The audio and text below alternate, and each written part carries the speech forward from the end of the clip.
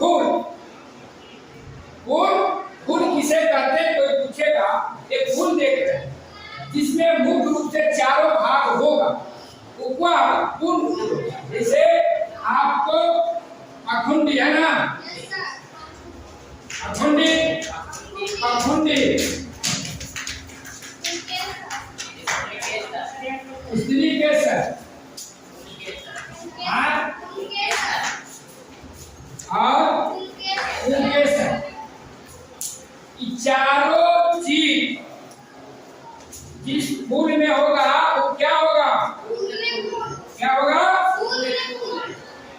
स्त्री केसर, पुरुष केसर, अखुंडी और पखुंडी, वो क्या होगा, पूर्ण फूल होगा, है ना। और अपूर्ण फूल अगर इसमें से कोई एक भाग नहीं है, चारों में से कोई नहीं है, तो क्या हो जाएगा, अपूर्ण फूल हो जाएगा ना। इसलिए फूल के पूर्ण फूल में चार भाग होना जरूरी है, स्त्री केसर, पुरुष केसर, अखुंडी और पखुंडी, है ना। अगर नहीं है तो अपूर्ण फूल है। उसको एक लिंगी फूल, एक लिंगी फूल, फूल में दो लिंग है ना, एक था स्त्री केसर और एक था पुरुष केसर, है ना।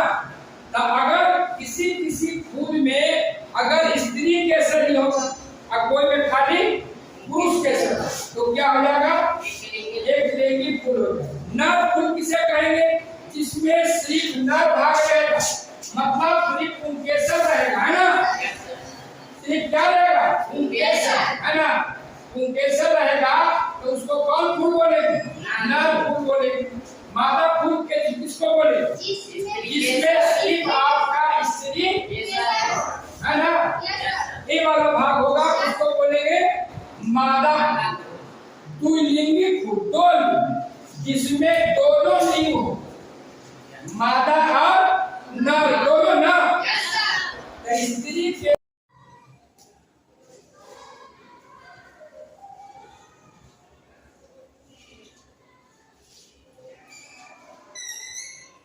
आप लोग इस चित्र को बनाइए बढ़िया से, ठीक है, तभी समझ पाइएगा।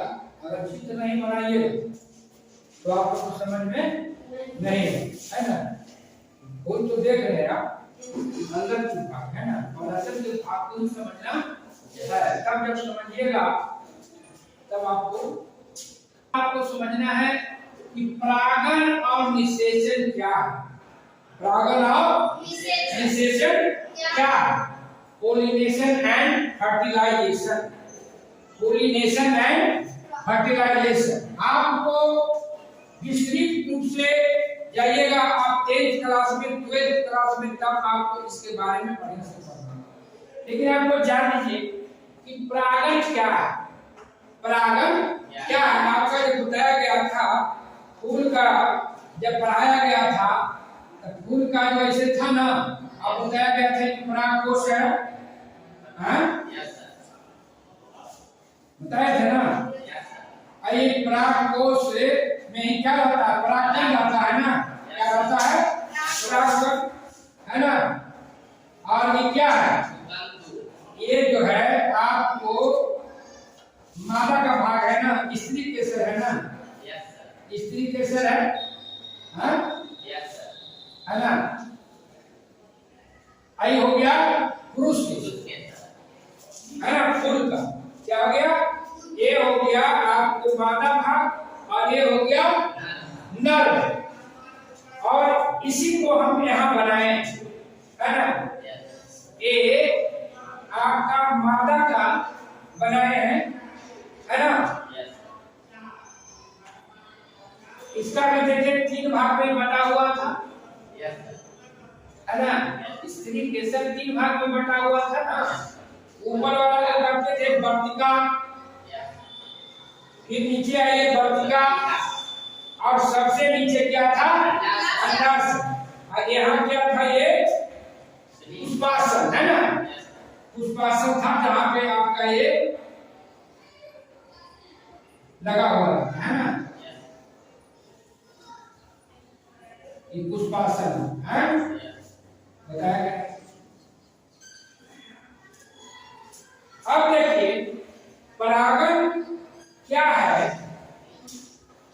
है ना? ये जो परागकण है ना फूल पे, ये परागकण है ना, ये यहाँ से ये किस पर आएगा? आपको यहाँ वर्तिकाग्र पर आएगा, है ना? कहाँ आएगा? यहाँ कहाँ आएगा? वर्तिकाग्र। ये वर्तिकाग्र पर फूल से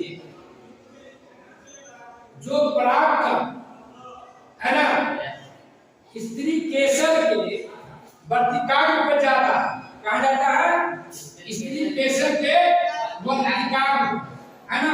यहाँ से इसका जो फूल का परागकण कहाँ जाएगा? स्त्री केसर के वर्तिकाग्र। फूल से परागकण को वर्तिकाग्र पर जाना ही क्या कहता? पराग। क्या कहता है? पराग। क्या करेगा? पराग मतलब फूल पर, है ना? यहाँ से फूल पर से गया जो परागकण कहाँ गया? वर्तिकाग्र, है ना? तो इसको क्या हम लोग कहते हैं? पराग। पराग, है ना? अब परागण की क्रिया कैसे होगी इसको समझना। ये अपने से तो नहीं चल जाता होगा, ये परागकण जो है ये वर्तिकाग्र को लाएगा तो अपने से तो नहीं आएगा। जैसे ये फूल है ना आपका, ये दोनों, अब इस फूल पर जो परागकण है, इस फूल पर परागकण तो कैसे जाएगा? चाहे इस फूल पर है, एक ही पेड़ का है, इस पर कैसे जाएगा? इसके लिए कोई माध्यम चाहिए ना। तो देखिए ये जो परागण का जो क्रिया होता है ना, हवा के द्वारा। कैसे द्वारा होता है? हवा। क्या के द्वारा हुआ? हवा। फिर क्या होगा? कीट के माध्यम से। किसके माध्यम से होगा? कीट पतंग के माध्यम से। देखते हैं आप तो जब फूल होता है तो भावना दिखती है, तितली देखते होंगे, फूल पर तितली बैठता है, वहां उसका क्या होता है? मकरंद को चूसता तितली, है ना? तो क्या होता कि जब तितली जब इस फूल के पेड़ पर बैठेगा ना, तो इसका पंख में चाहे पैर में इसका परागकण लगकर भी नहीं देगा। इस एक फूल के चला गया दूसरा फूल गया ना, दूसरा फूल बढ़ जाएगा, बैठेगा। अब बैठेगा उस फूल पे तो क्या होगा? अब स्त्री केसर के जो वर्तिका है, यहाँ एक चिपचिपा पदार्थ क्या होगा? चिपचिपा पदार्थ। अब ये जब तितली गया ना वर्तिकाग्र पर, जो हम सटा जो फूल का वर्तिकाग्र है उस पर जब सटेगा ना तो क्या होगा? उसका जो है परागकण किस पर चला गया? स्त्री केसर पर चला गया, है ना? तो ये हवा के माध्यम से गया, कीट के माध्यम से गया, है ना? फिर है जल के माध्यम से होता है, जल के माध्यम से, है ना? जल के माध्यम से भी परागकण जाता है। फिर हो गया आपको जंतु के द्वारा, जंतु के द्वारा, है ना? जंतुओं के द्वारा, है ना? तो अब जो है कोई पूछा कि परागण क्या, तो आप सीधे से बताइएगा कि परागकण को जो फूल का स्त्री केसर उसके वर्तिकाग्र पर परागकण को पहुंचना ही क्या है? परागण की क्रिया। क्या है? परागण की क्रिया, है ना? अब माध्यम क्या है? हवा है, कीट है, जल है, जंतु है ना? अब माने फूल से कितनी बैठा चला गया उस फूल पर, अब उसका जो मादा भाग है जो फूल का, वहां वर्तिकाग्र को बैठा चिपचिपा चीज है और इसको सटा दिया और वहां परागकण को सटा। अब है इसमें जो परागण की क्रिया होता है दो तरह का होता है, दो तरह। एक होता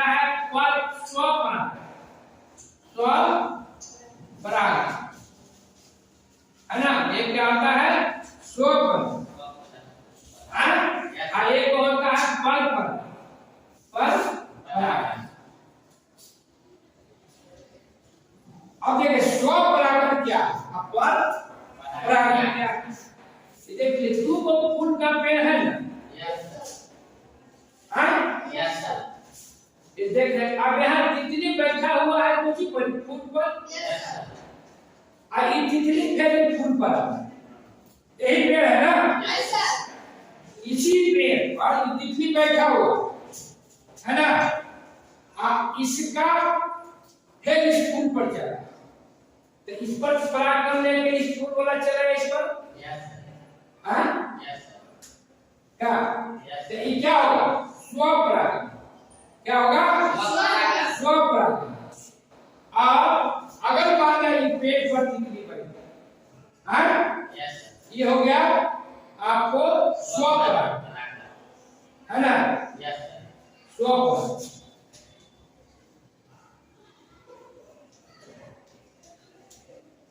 है ना ये और ये तितली फूल पर से इस पेड़ पर से बैठ के इस दूसरे पेड़ पर चलता है दूसरे पर क्या ना तो क्या हो गया ये पर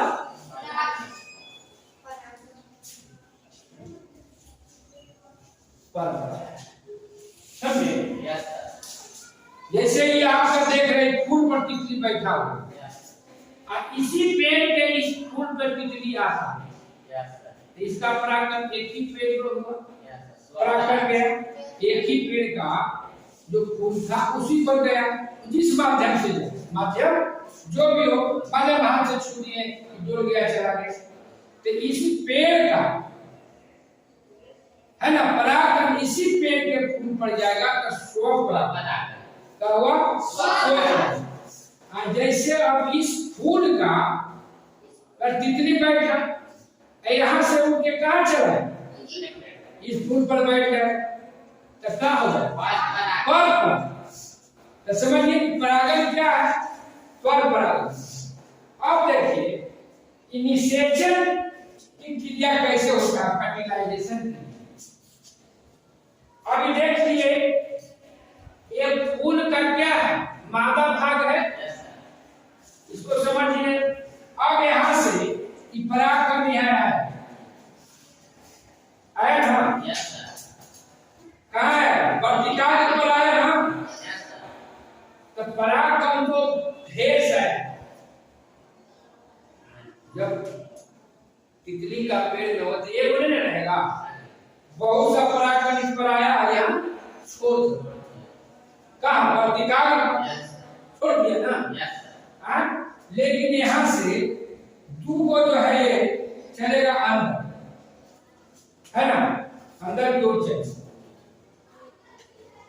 दो को पराग ज्यादा नहीं दो अंदर है और यहाँ ये क्या है आपको पराग नली है या नल यहाँ है जुगमग बना लिया अब यहाँ से ये कहाँ आएगा ये चलते हुए कहाँ जाएगा अंडाशय में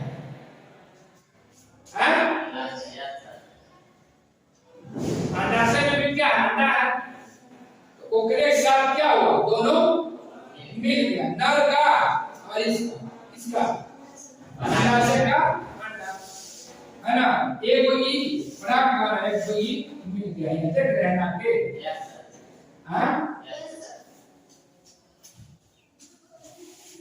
तो क्या होगा इसी को कहते हैं हम लोग इनिशिएशन की समझ गए आप विस्तृत आप जो है आगे की क्लास में आप समझिए इसको मिटाते हैं उठा दिए है ना और हम लोग प्रश्न उत्तर देख लेंगे अभ्यास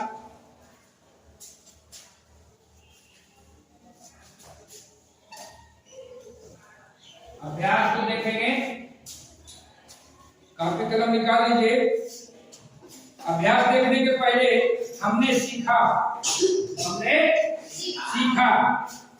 फूल पौधों के जनन अंग होते हैं फूल जो है पौधों का जनन अंग फूल के मुख्य 4 भाग फूल के क्या भाग होते हैं 4 पुंकेसर नर जनन अंग तथा स्त्री केसर मादा जनन अंग है बताया गया जिन फूलों में अखुंडी पखुंडी पुंकेसर तथा स्त्री केसर चारों अंग पाए जाते उसे फूल पुष्प कहते हैं जिन फूलों पुंकेसर तथा स्त्री केसर दोनों उपस्थित होते हैं उसे द्विलिंगी फूल कहते हैं, है ना? दो है ना, द्विलिंगी का अभ्यास करता सही उत्तर को चुने, सही उत्तर को चुने। तो है क में नर फूल का नर भाग, फूल का नर भाग कौन है? पुंकेसर। तो इसमें हो जाएगा 3, है ना? क के 3। फूल का मादा भाग स्त्री केसर, है ना? 3। उसके बाद 2, है ना? फिर कहता ऐसा फूल जिसमें केवल स्त्री, जिसमें पुंकेसर होते हैं, स्त्री केसर नहीं होते हैं, कहलाते हैं नर फूल। क्या कहलाते हैं? नर फूल। एक हो गया नर फूल, ठीक है? फिर है ऐसा फूल जिसमें पुंकेसर और स्त्री केसर दोनों होते हैं, द्विलिंगी फूल, है ना? ये हो जाएगा आपका दूसरा द्विलिंगी फूल, द्विलिंगी फूल हो गया। अब कहते हैं निम्नलिखित कथनों पर सही तथा गलत के निशान लगेंगे। सही और गलत, सही बात कौन है और गलत बात कौन है? क में है सभी द्विलिंगी फूल पूर्ण फूल होते हैं। फिर कहता सभी पूर्ण फूल द्विलिंगी होते हैं।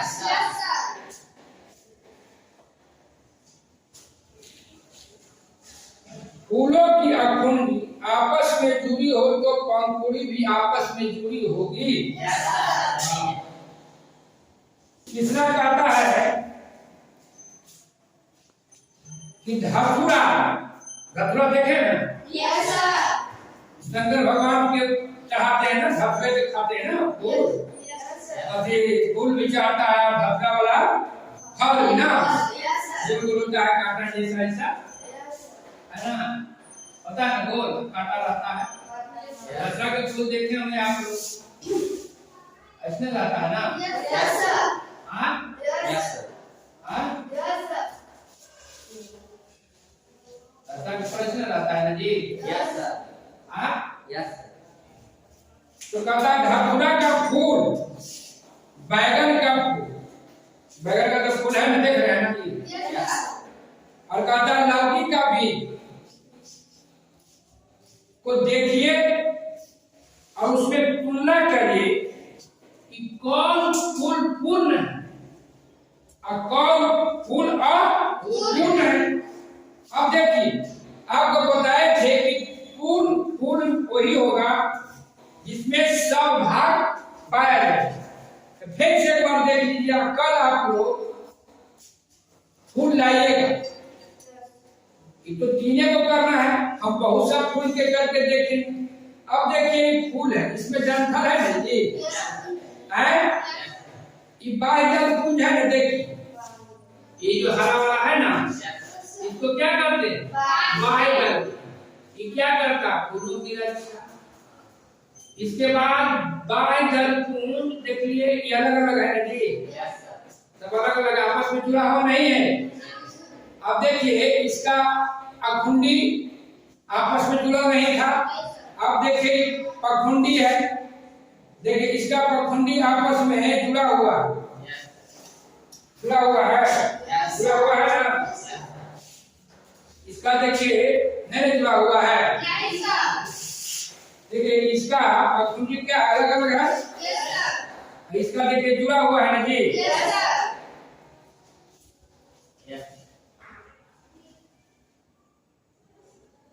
अब देखिए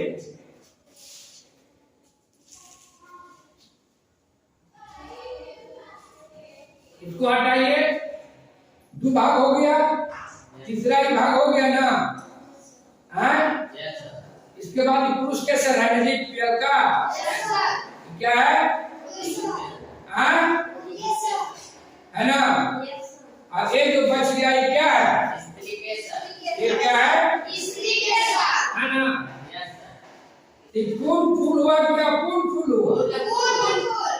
पूर्ण फूल हुआ ना? बैगन का पूर्ण फूल हो गया। अब कहता है क्यों ये जो है पूर्ण फूल है, अब क्यों अपूर्ण फूल है? जब फूल का जो मुख्य रूप से जो है 4 भाग है, वो तो इसमें चारों भाग पाया जा रहा है जी, तो पूर्ण फूल हो गया। अब फिर हम देखेंगे कद्दू को, उसका भी सब देखेंगे कि सब भाग है कि नहीं। अगर सब भाग नहीं है तो क्या पूर्ण है, जिसमें चारों भाग है वो पूर्ण, ठीक है ना?